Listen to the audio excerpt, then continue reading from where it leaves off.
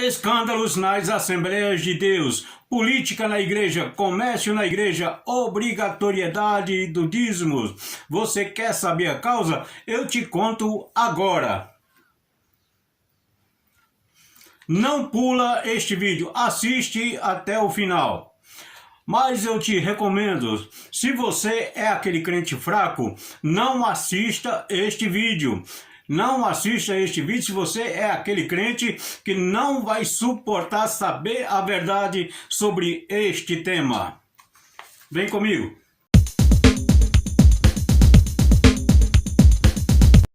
Quero agradecer a você que já é inscrito no canal e a você que está aqui pela primeira vez. Se você ainda não me conhece, sou o pastor Reginaldo Pessoa e te convido a já deixar o teu like e a também se inscrever no canal.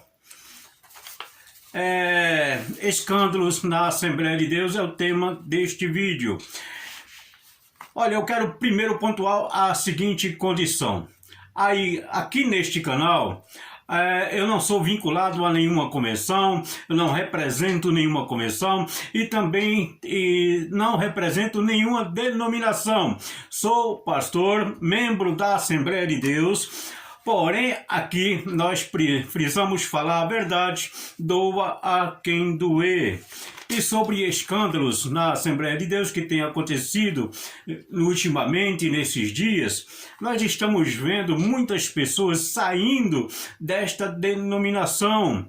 Hoje temos cerca de mais de 17 milhões de pessoas que estão desigrejadas, porque essas pessoas estão se afastadas da igreja e não querem mais congregar. Devido a muitos escândalos, são pessoas que têm parado ao longo do caminho. E não adianta aquela pessoa dizer, não, parou, não é porque não tinha que ser crente, tinha que continuar, não. É uma obrigação da igreja pregar o evangelho genuíno de Cristo e trazer a salvação sem escandalizar. Jesus Cristo, ele fundou uma igreja para que propagasse o seu evangelho, trouxesse vida e libertação para os cativos, para aqueles que estavam prisioneiros do pecado com as algemas invisíveis.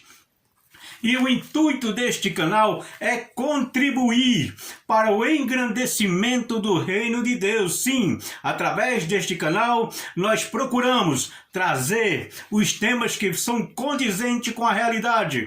Particularmente eu não gostaria de abordar este tema, porém tenho sido muito solicitado por algumas pessoas para trazer este tema à tona. E vamos começar. Eu quero pontuar a seguinte condição. A Igreja de Cristo é a igreja organismo, é aquela igreja que Cristo fundou e é gerada e administrada pelo Espírito Santo de Deus. A igreja organismo espiritual. A igreja denominação é a igreja organização.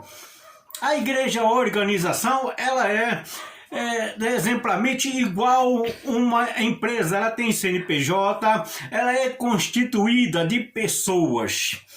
Igual a igreja organismo, também é constituída de pessoas, sim.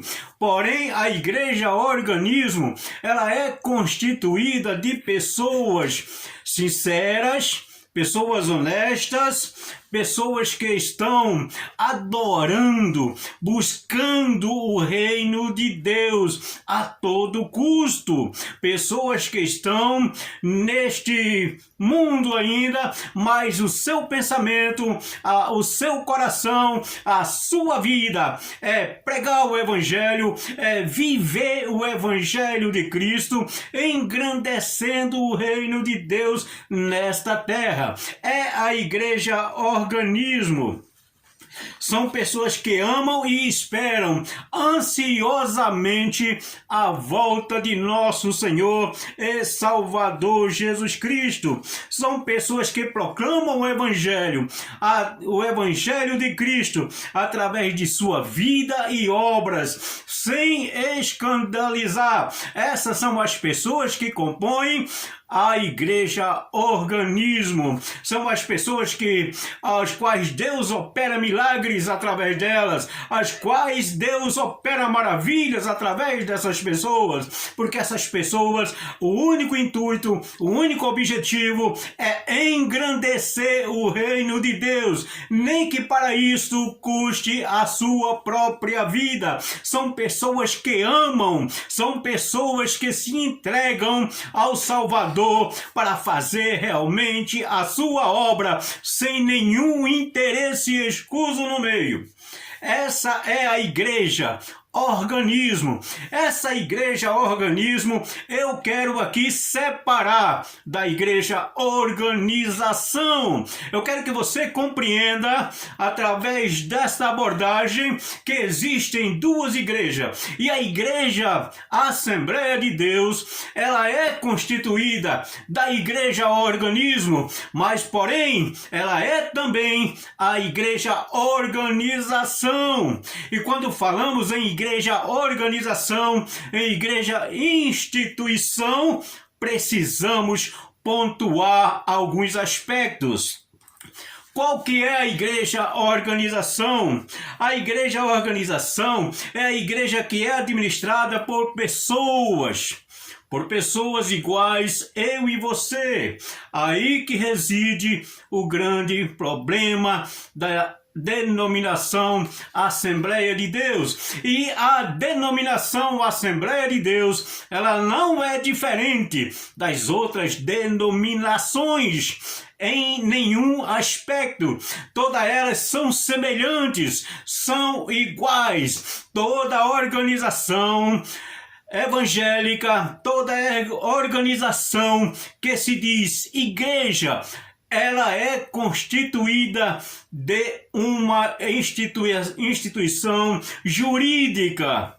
Ou seja, tem um CNPJ, precisa de uma diretoria, precisa de uma presidência, precisa de vários membros que compõem essa diretoria.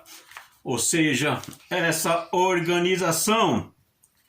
A igreja organização é uma igreja administrada por pessoas que criam estatutos e regras conforme suas conveniências.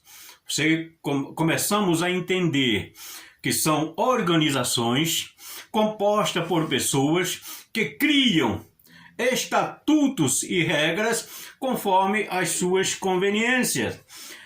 A organização Assembleia de Deus é composta por pessoas que fazem parte da igreja organismo. Sim, há pessoas na denominação, na instituição jurídica, que fazem parte da igreja organismo. São pessoas sinceras, honestas e que amam, adoram e estão ansiosamente esperando a volta de Cristo e que voluntariamente dão o seu trabalho, doam o seu tempo, porque amam o reino de Deus. Amam o reino de Deus e estão ansiosamente esperando a volta do Senhor Jesus. E essas pessoas que fazem parte da igreja organismo e que estão inseridas no contexto da instituição Assembleia de Deus são pessoas que o único interesse é receber Jesus, é ser arrebatadas, irem estar com o Senhor, conforme a Bíblia assim proclama. Porém, a igreja, a organização, ela falha. Por que ela falha? Porque ela contém pessoas que não estão com este mesmo interesse. São pessoas alheias à igreja, organismo espiritual. São pessoas que têm interesses escusos. São pessoas que não são sinceras, são pessoas que não são honestas, são pessoas que visam apenas o status pessoal, são pessoas que visam apenas galgar cargos ou títulos eclesiásticos. São pessoas que fazem parte da igreja organização. Não posso aqui generalizar, como já disse, há aqueles que são sinceros, há aqueles que estão ali porque realmente o evangelho os alcançou, mas há aqueles que estão por questão de financeira, então aqueles que estão por interesses financeiros, e aí é que reside o problema da metodologia da organização Assembleia de Deus. Porque eu digo metodologia? Porque essa metodologia usada, como nós sabemos, as igrejas Assembleia de Deus, ela há os campos nas cidades. E estes campos eclesiásticos são constituídos de diretorias também. Mas há as convenções estaduais, essas convenções estaduais e as convenções nacionais. Hoje nós temos aqui a CADB, que é uma convenção da Assembleia de Deus no Brasil.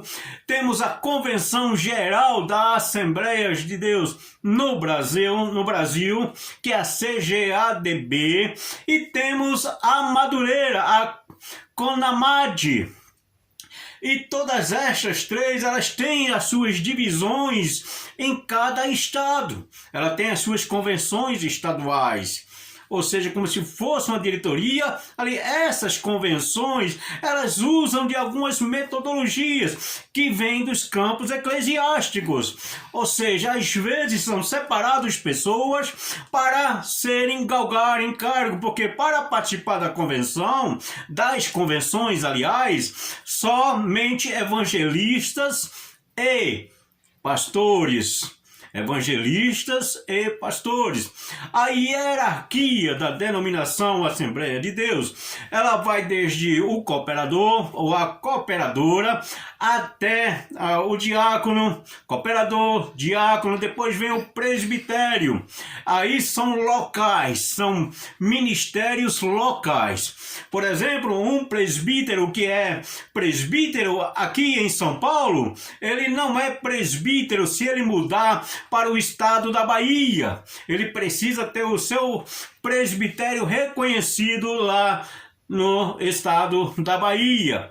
Porém, um evangelista, ele é reconhecido nacionalmente por causa da Convenção Geral. Um pastor, também ele é reconhecido nacional devido ele fazer parte, está inserido na Convenção Geral. Mas como é consagrado? Aí é que é o erro desta metodologia. Porque às vezes no campo e nas convenções também, não foge esta regra, são separadas pessoas para serem consagradas, por exemplo, a diácono, a presbíteros nos campos locais, pessoas que têm um dízimo maior, pessoas que contribuem de uma certa maneira com a igreja em algum trabalho, em alguma campanha, está sempre ali presente e são separados para serem consagrados.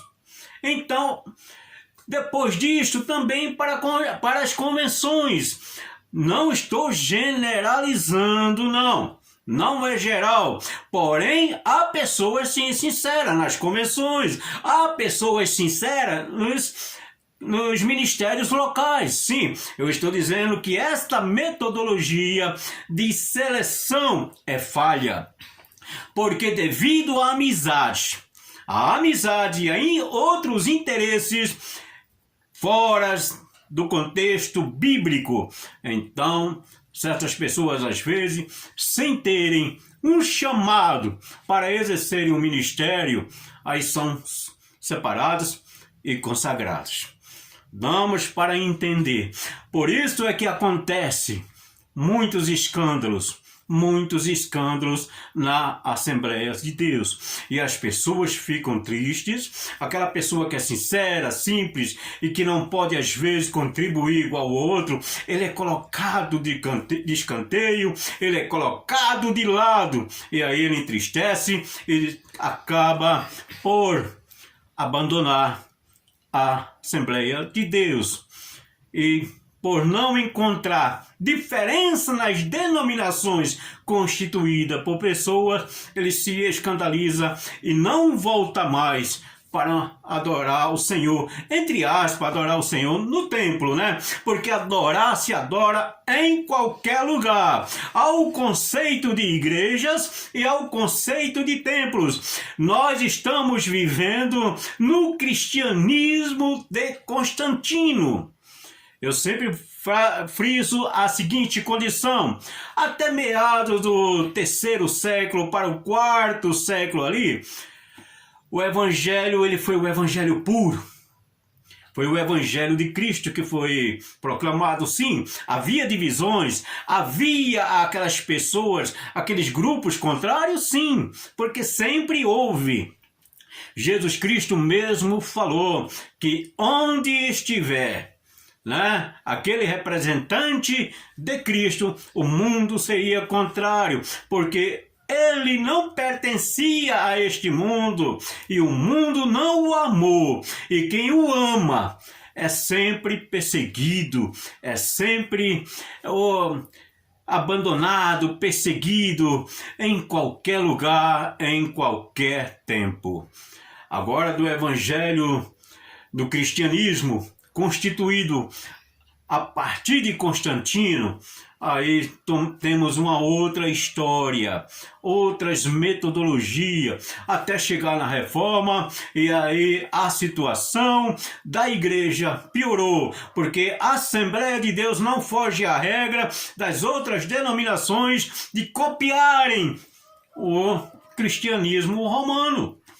Então, muitos eventos que acontecem por aí, ela tomou outro rumo.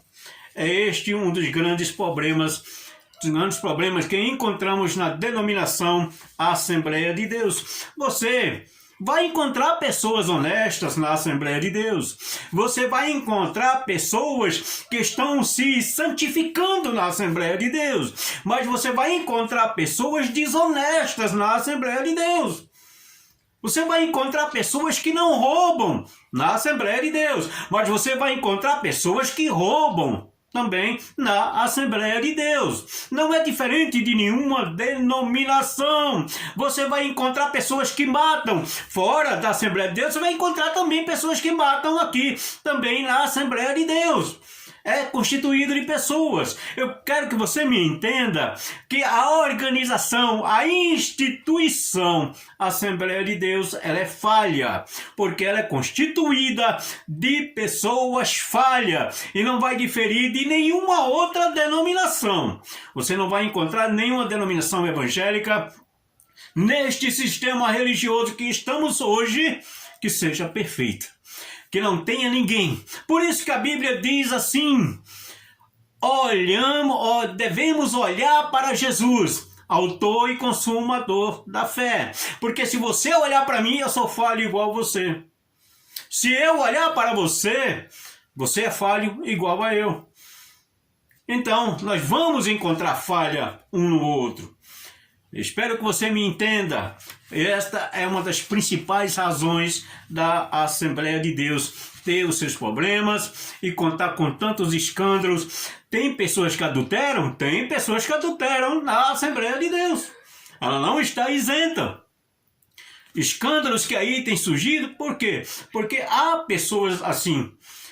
Há pessoas consagradas sem chamado? Sim, há muitos.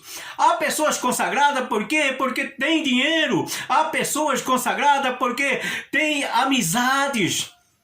Tem patrocinador, tem padrinho. Tem isto na Assembleia de Deus. Ela não foge esta regra. Porém, há pessoas honestas, há pessoas santas que se santificam, há pessoas que oram, jejuam, esperando o Salvador. Esta é a minha palavra, o meu a minha colocação, o meu argumento sobre os escândalos que acontecem e estão acontecendo na Assembleia de Deus. Política na igreja. Política na igreja. A politização na igreja sempre foi um desastre para a igreja. A política nunca deu certo com a igreja. Não é possível casar política com igreja. Esses dois não se unem. Jamais irão se unir.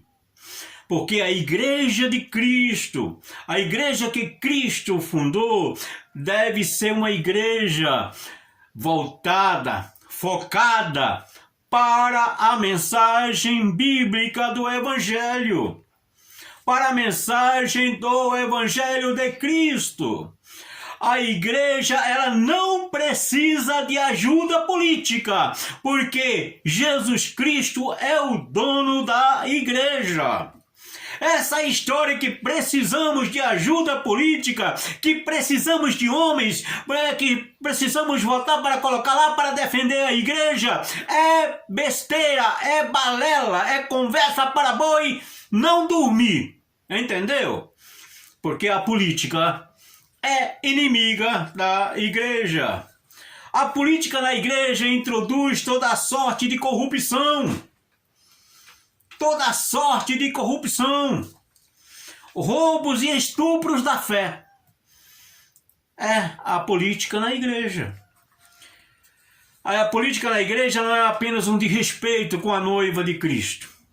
Não, vai muito além disso, mas é também um crime. É um crime com a nossa legislação, é um crime a política na igreja. A politicagem na igreja vai criar o voto cabresto, vai criar novamente os coronéis da fé, a volta daqueles coronéis que exigiam, olha, vote nesta pessoa, neste candidato. É o que nós... Hoje, a politização do púlpito da Igreja Assembleia de Deus é uma das maiores falhas dos gestores da Assembleia de Deus. O pastor que se preza, ele não vai permitir tal prática na igreja. Ele vai procurar separar a igreja da política. Usar o púlpito da igreja para a politicagem é crime previsto em lei, sim. Quem pratica essa politicagem não passa de um criminoso. Quem faz tal politicagem na igreja não passa de um criminoso. Quem organiza também é criminoso. E quem apoia, infelizmente, esta é a palavra que eu tenho para dizer. Quem apoia também tal prática é também um criminoso. Então, política na igreja não deve ser apoiada. Sim, nós somos cidadãos, vivemos, temos interesses políticos pessoais, sim. Devemos exercer influência como cidadãos e amigos dos nossos irmãos. Porém, não no âmbito, não no contexto de igreja, e nem exercer influência para dirigir, olha, tal, não, mas sim para que aquelas pessoas que vêm ao nosso encontro e que nos procuram orientação como pastores, deve ser imparcial, para que essa pessoa tenha liberdade de escolha. Direito à liberdade de escolha é um direito que não pode ser infringido por ninguém, nem por pastor, nem por juiz, nem por advogado, nem por ninguém. É um direito exclusivo de cada cidadão, o direito de escolher o seu candidato. E o candidato que eu escolher não é obrigado a ser do outro. Eu tenho que respeitar a opinião do outro como quero que respeite a minha opinião. Isso não se entra no contexto bíblico. Não há esse argumento. Então a igreja está desligada de politicagem, de política na igreja. Se você apoia se você organiza, se você pratica, repense a tua condição, porque política na igreja, ela nunca vai casar com igreja. Política e igreja não. Ela pode ser no contexto fora, extra-igreja, tá? Como cidadãos particulares, como família que somos. Aí sim, porém no contexto da igreja, não. Comércio na igreja. Sobre comércio na igreja, qualquer tipo de comércio desvia a igreja de seu foco principal. Desvia a igreja de seu foco social. Qualquer tipo de comércio na igreja desvia o foco da igreja, o foco social da igreja. A igreja ela é uma instituição isenta de impostos. Por quê? Ela deve ter um foco social. E quando são exercidos qualquer tipo de comércio, principalmente comércio de alimentos e vestuário na igreja, a classe mais baixa, as classes mais necessitadas serão atingidas, vamos dizer assim, a classe A, B e C. Quem é da classe melhor vai ter condição de comprar. Aquele que não tiver condição de comprar o alimento ou o vestuário, ele vai ficar ressentido. E a igreja vai praticar seleção, exclusão social, exclusão social e acepção de pessoas. Simplesmente isso, por isso que Jesus virou a banca, por isso que Jesus derrubou a banca, ficou nervosinho, por causa disso. A casa de Deus é casa de Deus, casa de comércio é casa de comércio. O CNPJ da igreja não dá direito à igreja vender nada, tirar nota, porque ela é isenta de imposto. É uma infração, uma infração penal também. É contra a lei do comércio na igreja. E outro tipo de comércio que é exercido na igreja é maior ainda, e eu considero um crime, é o comércio da palavra de Deus. É o comércio executado por pregadores e cantores que cobram alto cachês. Não estou dizendo aqui de um pastor, de um pregador, de uma pessoa ser convidado para cantar, para louvar durante um evento, para exaltar o reino de Deus através do louvor, ou exaltar o reino de Deus através... Não estou me referindo a isto, mas me refiro a uma cobrança exagerada, a uma oferta que é dada num alto cachê. É cobrado um alto cachê. Não estou falando daquela oferta que você mantém a despesa de um pregador, que você mantém a despesa de um pastor, para que ele não venha pagar também do seu próprio bolso chegando para pregar no evento, né? Já que você convidou, a custear essa viagem, a hospedagem. Mas além disso aí, tem aqueles pregadores que falam: você vai custear a minha viagem, vai custear a minha hospedagem e vai me dar 3, 4, 5, 6, 10, 20, 30 mil. E outros cobram mais. Na igreja, uma coisa dessa, eles são mercenários, são pregadores. São ensinadores genuínos do genuíno evangelho? Não! São mercenários que estão mercadejando com o rebanho, estão sangrando o rebanho de Deus. E pior ainda é quem pratica isso. Pior do que quem pratica é quem financia. Aquele obreiro que convida e paga uma quantia exorbitante desta para arrancar, sangrar as suas ovelhas. Aquele que é assalariado, que está suando para manter um sistema deste, é um criminoso, não é um pastor. Deve ser tirado de frente do rebanho, porque é um mercenário. Está deixando o rebanho sangrar, para que quando o lobo se aproxime, o rebanho esteja fraco. E este tipo de comércio, esse tipo de prática abre porta para tudo que é heresia e está destruindo o reino de Deus, a igreja de Cristo aqui. Que seja na Assembleia de Deus, que seja em qualquer outra denominação, eu considero isto um criminoso. Um criminoso. Como conheço a palavra de Deus. A Bíblia não nos manda fazer isso e não nos autoriza também. Isto é simplesmente extorquir o rebanho de Deus. Esse tipo de comércio foi estratégia de Satanás colocado ali. E quem pratica isso é funcionário de Satanás. É funcionário dele. Está destruindo. Está destruindo. Se você me perguntar se eu sou cristão, não vou dizer que sou cristão. Nesse termos aí não. Mas eu estou no Evangelho de Cristo esperando a volta do nosso Senhor e Salvador Jesus Cristo. Agora, um cristianismo que pratica isso, me desculpem aqueles que são fracos e que não podem ouvir tal verdade. Mas esta é uma grande realidade. Isto que acontece é uma corrupção das piores que tem. E se um dia o Ministério Público olhar para esse tema e vão dizer que é perseguição ao evangelho, aos cristãos, não é perseguição.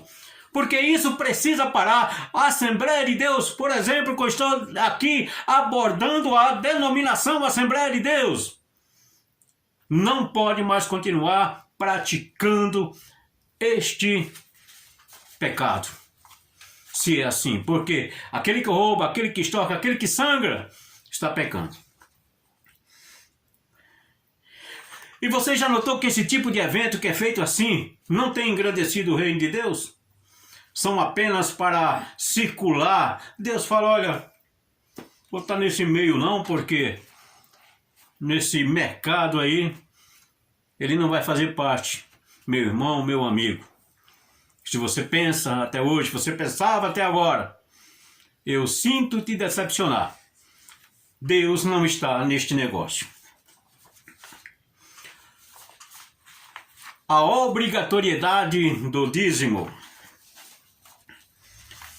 A obrigatoriedade do dízimo é, sem dúvida, o maior erro da Assembleia de Deus. Pastores que obrigam, aquele que cobra, aquele que exige, ele está praticando um erro e também um crime. Porque a obrigatoriedade do dízimo na nova aliança, na graça, na hermenêutica do Novo Testamento, de Atos dos Apóstolos para cá. Porque os evangelhos ainda estavam na transição da lei para a graça. A graça ela se apresenta a partir do dia de Pentecostes, onde a igreja começou a atuar. Onde o Espírito Santo de Deus veio para gerar a igreja e administrar. A igreja é o organismo. A hermenêutica sagrada. Muitos estão pisando na palavra, torcendo a palavra sobre este tema, a obrigatoriedade do dízimo. Tira todo o valor espiritual do dízimo. Tira todo o valor espiritual do dízimo e transfere para a igreja a organização. Há aquela obrigatoriedade que é casada. Eu não obrigo. Não, aqui nós não obrigamos o dízimo. Nós não obrigamos sobre o dízimo. Porém, se o irmão ele deseja o episcopado, ele tem que ser dizimista. Tá me entendendo? Se o irmão lá, ele faz parte da igreja, é um organismo, mas ele tem uma família, e ele ganha lá o seu salário, e ele não pode dizimar um grande montante, ele não vai alcançar o episcopado. simplesmente por causa dessa metodologia falha, errada, e que muitos criminosos insistem em praticar. A obrigatoriedade do dízimo casado. Não, nós não obrigamos. Mas se o irmão deseja figurar como para pregar, para cantar, para ter oportunidade, ele tem que ser dizimista. Então isso é uma seleção, é feita acepções e gera outras falhas na denominação Assembleia de Deus. O dízimo é bíblico, sim, faz parte daquela lei que foi aplicada para a nação de Israel e que foi exercida essa prática até a destruição do templo. Até a destruição do templo ali em Jerusalém, no ano 70. Ano 70 depois de Cristo. O templo foi destruído justamente por causa de algumas práticas, e esta era uma delas, viu?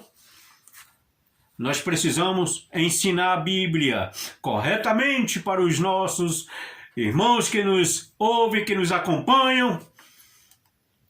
E o correto conceito bíblico sobre o dízimo não é obrigatório. Vamos encontrar o apóstolo Paulo descrevendo este evento da oferta ali em 1 Coríntios, em 2 Coríntios, e vamos entender esse contexto, a hermenêutica desta mensagem, desta palavra. O dízimo, ele pode ser um dízimo voluntário. Se você deseja dizimar, dizime, oferte, mas a obrigatoriedade do dízimo. Aí você vai dizer assim, no Novo Testamento tem, Mateus 23. Jesus estava respondendo a uma indagação dos fariseus, e ele ainda estava no tempo da lei, porque o tempo da graça do novo pacto foi após a crucificação e ressurreição de Cristo. Porque sem sangue não há pacto, sem sangue não há testamento, sem morto não há testamento. Então, a nova aliança, o novo pacto, passou a valer após a crucificação e ressurreição de Cristo. O escritor aos Hebreus vai nos orientar o seguinte: o primeiro a dizimar foi Abraão. Gênesis, encontraremos isso lá no início da Bíblia, no primeiro livro, o livro de Gênesis, que é o livro do princípio. Mas o escritor aos Hebreus vai nos alertar ali. Ele deu o dízimo dos despojos, o que significa que na nova aliança, como foi dízimo dos despojos, não foi dízimo de toda a sua riqueza, de toda a sua herança, então o dízimo também não faz parte desta nova ordem, a ordem do qual o Senhor Jesus Cristo é o sumo sacerdote. Então, analise a Bíblia, leia a Bíblia, porque o grande problema do nosso povo, que se diz evangélico, de 91%, infelizmente, não leem Bíblia. Não leem a Bíblia. Você não quer ler o Antigo Testamento, não compreende? Leia o Novo. Você vai entender muito. Olha, deixa o teu comentário, se você me acompanhou até aqui, sobre este tema. Deixe o seu comentário, dá o seu like ou seu dislike, e se você sentir, se inscreve também neste canal, tá? E eu te espero no próximo vídeo, se o Senhor assim permitir. Shalom, que Deus abençoe a sua vida.